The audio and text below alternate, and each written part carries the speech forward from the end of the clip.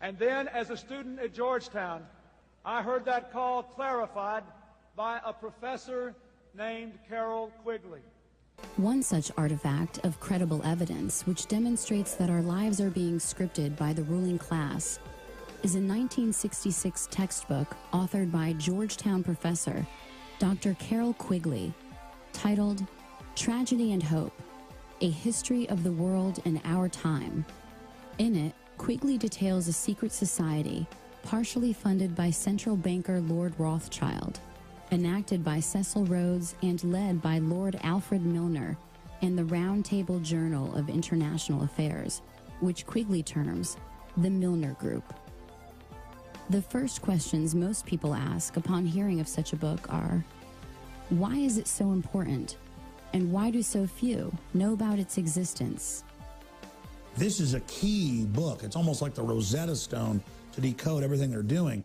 It's over 1,000 pages long with incredible, documentation in the bibliography of how this ruling elite based out of Britain is using a full spectrum dominance model to fund the communists, to fund the fascists, to fund the Democrats, to fund the Republicans, so that there looks like there's a choice, but everything really is moving towards collectivism for the general public, while the elite themselves are exempt from all their own rules. These are the ideas of people who plunder, that care not about laws or boundaries or nations or your rights. They see might makes right. And so when Cecil Rhodes goes in and creates Rhodesia, and you have South Africa and the De Beers whole cartel of diamonds and gold, and then you look at who Cecil Rhodes left his will to, who funded him to go down there and do that, you keep coming back to the historical central bankers that have been manipulating world events as we've been taught them for at least since the beginning of our country. 1776, 1790 is when they start to gain a foothold. They then come over in the 1820s, 1830s, 1840s, pre-Civil War, gain a stronger foothold. And by the end of the Civil War, we're completely switched over to a system that we had fought 60 years before to overthrow. Once the power structure got all the best and brightest students of the world and put them through Rhodes Scholar type programs, not just in England, but in other nations, they could then control the brain trust and have a fully programmed new generation to take control of the governmental, corporate, and media systems to carry out the program. Their goal was to dominate all of those major power centers quietly behind the scenes. And by moving the leadership in a certain direction, then they knew that they could control the masses without the masses even knowing that they're being dominated and led by a very small, powerful elite group. In further pursuit of the science of controlling human resources, the last will and testament of Cecil Rhodes spawned the Pilgrim Society in both America and England, which created a global brain trust. Its roots go way, way back in history, and they go back to the formation of a secret society, a secret organization that was created by Cecil Rhodes, very powerful and very wealthy individual. And people have heard about him in history, and they know about the Rhodes Scholarship, and they think, well, isn't that nice? They don't understand at all what that's all about. Cecil Rhodes, when he died, left his great fortune not to his family, not to his heirs, but for the creation of a secret society. And we know about this because there were some people very intimately involved with this organization who wrote about it. One of the best authors on this topic is Professor Carol Quigley. He wrote several books, and Tragedy and Hope is the best known of his. He described in detail this secret organization created by Cecil Rhodes, and he explains in these books he knows about them because he was invited by the organization into its inner circle. He was never a member of it, but he was invited in as their historian, and he was allowed to see their secret records and papers and study them for several years. And he knew all the important players, and he understood what it was about, and so he wrote these books. It's an amazing thing because he laid out in great detail what the purpose of the organization was and how they were the major players in all of the big international events since and including World War I. The bottom line is that you take the roots of that organization and you find out that they created in all of the British dependencies what they call roundtable groups. And then around those little roundtable groups, they created front groups. And the purpose of these front groups and roundtable groups was to penetrate into the governments of all of these different countries, to penetrate into the media centers, to penetrate into the educational systems. In other words, to penetrate into the social fabric, the power centers of society, and literally take them over from the inside without anybody being aware that they were controlling influence.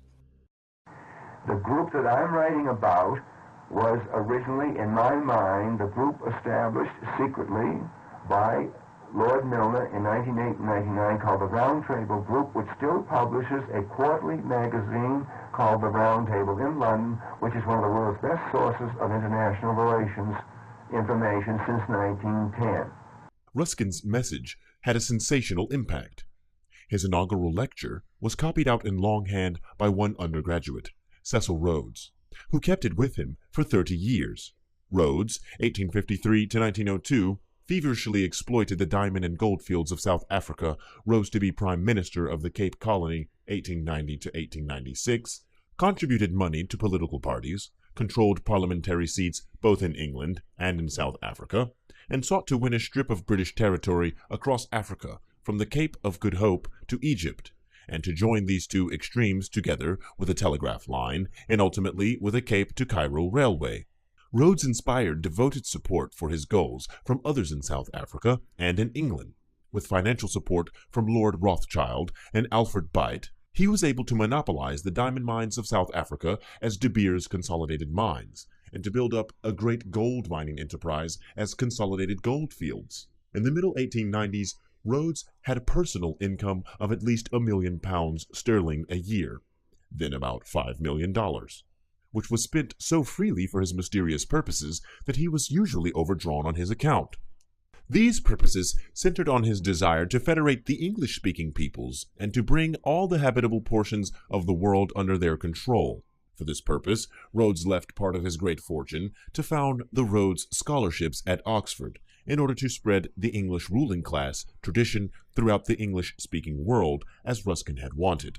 Among Ruskin's most devoted disciples at Oxford were a group of intimate friends, including Arnold Toynbee, Alfred, later Lord Milner, Arthur Glazebrook, George, later Sir George Parkin, Philip Langton Gell, and Henry, later Sir Henry Birchenough. These were so moved by Ruskin that they devoted the rest of their lives to carrying out his ideas.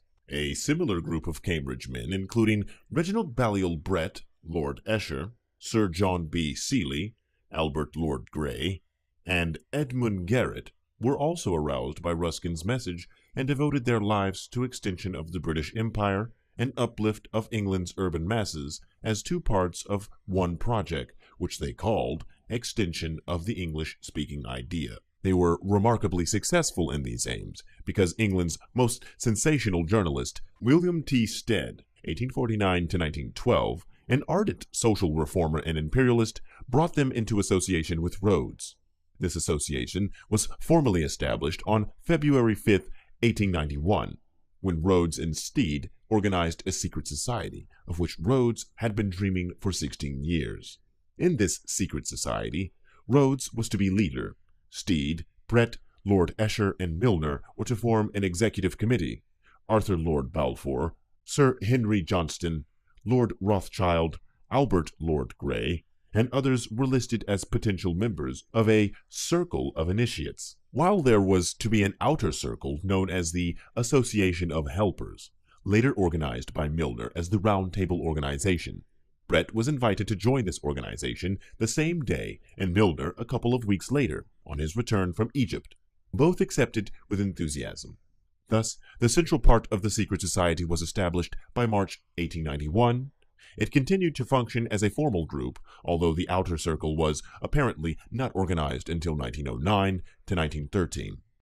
As Governor-General and High Commissioner of South Africa in the period 1897 to 1905, Milner recruited a group of young men, chiefly from Oxford and from Toynbee Hall, to assist him in organizing his administration. Through his influence, these men were able to win influential posts in government and international finance, and became the dominant influence in British imperial and foreign affairs up to 1939. Under Milner, in South Africa, they were known as Milner's Kindergarten until 1910. In 1909, to 1913, they organized semi-secret groups known as Round Table groups in the chief British dependencies and the United States. These still function in 8 countries. They kept in touch with each other by personal correspondence and frequent visits, and through an influential quarterly magazine, The Round Table. Founded in 1910 and largely supported by Sir Abe Bailey's money.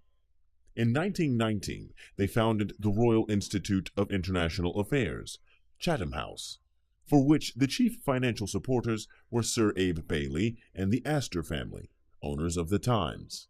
Similar institutes of international affairs were established in the chief British dominions and in the United States, where it is known as the Council on Foreign Relations. The power and influence of this Rhodes-Milner group in British imperial affairs and in foreign policy since 1889, although not widely recognized, can hardly be exaggerated. We might mention as an example that this group dominated the Times from 1890 to 1912 and has controlled it completely since 1912, except for the years 1919 to 1922. Because the Times has been owned by the Astor family since 1922, this Rhodes-Milner group was sometimes spoken of as the Cliveden Set, named after the Astor country house, where they sometimes assembled. Numerous other papers and journals have been under the control or influence of this group since 1889. They have also established and influenced numerous university and other chairs of imperial affairs and international relations. Some of these are the Beit chairs at Oxford, the Montague Burton chair at Oxford, the Rhodes chair at London, the Stevenson chair at Chatham House, the Wilson chair at Aberystwyth, and others, as well as such important sources of influence as Rhodes House at Oxford. From 1884 to about 1915, the members of this group worked valiantly to extend the British Empire and to organize it in a federal system.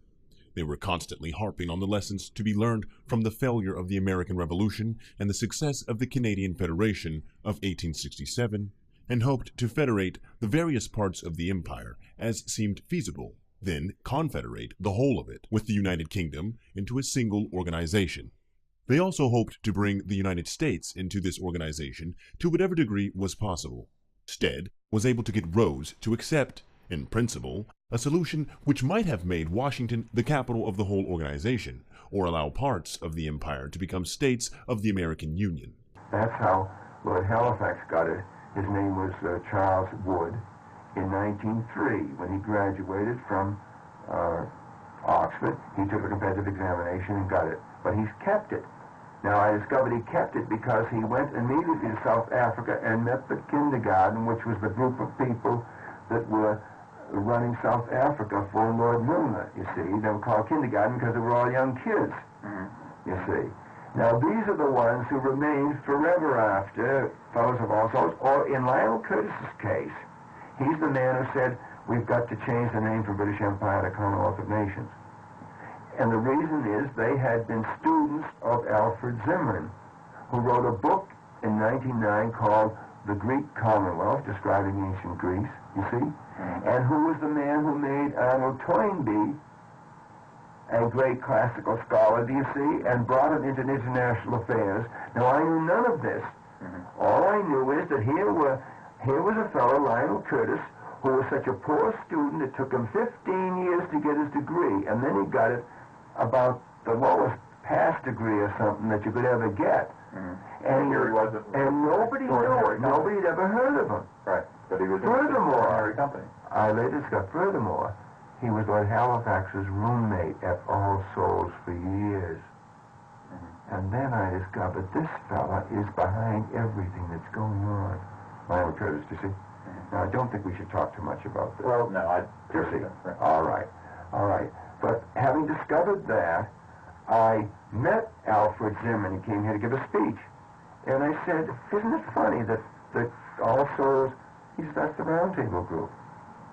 I had never heard of them. That shows how little I knew. And they've been around since 1909 and published this magazine since 1910, and this is 1947. And I said, what does the Round Table group? He named them, who they were. And he says, I was a member of them for 10 years, from 1913, and they brought me in and invited me because I was in the Workers' Educational Alliance. This was extension programs, night courses, summer courses for workers, Workers' Educational Alliance. And he said, that's why they brought me into it, and I was for 10 years, and he says, I resigned in 1923 because they were determined to build up Germany against France. He says, I wouldn't stand for it, so I resigned. Now, when I met Lord Brand later and asked him about this, he had never seen the letter of resignation. Now, so I better stop talking because, you see, this gets into all kinds of things. Now, this is, I knew the Round Table Group was very influential. I knew that they were the real founders of the Royal Institute of International Affairs, and I knew they were all the stuff that's in print, that they were the real founders of the Institute of Pacific Relations. I knew that they were the godfathers of the Council on Foreign Relations here. I knew that, for example, you know the big study of history, many volumes of Arnold Toynbee? All right. I knew the manuscripts of that were stored in the Council on Foreign Relations during the war so they wouldn't be destroyed by German bombing, do you see? And so forth. And so forth. So I began to put these things together and discovered that this group was working for the following things. They were a secret group. They were working to federate the English-speaking world, the English-speaking world. They were closely linked to international bankers. They were working to establish a world, what I call a three-power world. And that three-power world was the Atlantic bloc of England and the Commonwealth and the United States, Germany, Hitler's Germany, Soviet Russia, the three-power world.